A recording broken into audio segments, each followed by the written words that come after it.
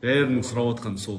Қалаға қауіп бар ма, семьяларымызды қайтарайық па, қауіп болса қайтып кетейік па деп. Ол сұраққа қазіргі таңда ешбір азамат сіздерге нақты осылай болады деп айта алмайды. Біздер тек қана берілген расчеттар, көріп отырғандарыңыздай күнделікті сандарға негізделе отырып шешімдер қабылдап отырмыз.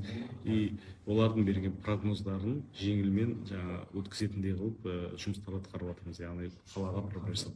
Біздер қазіргі таңда үлкен сеніміміз бар, что қалаға су кірмейді деп, өйткені осыған дейінгі жылдарда мен айттым, осы өткен 19 ғасырда 4-5 үлкен су келгенде қалаға кіргізбеген, осы бөгеттер арқылы, каналдар арқылы. Біздер сол сценарийді қазір қайталап отырмыз, сондықтан біздер қалаға су кірмейді деп болжаймыз.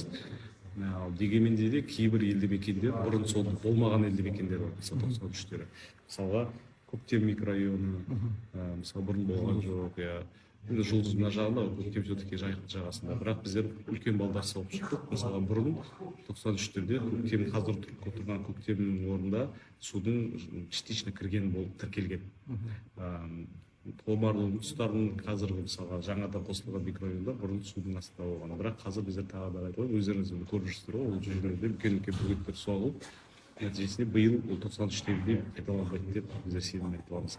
Дегенмен де біздер осыған дейін де айттық, қаланың үст жағында орналасқан мөлтек аудандар мен ауылдар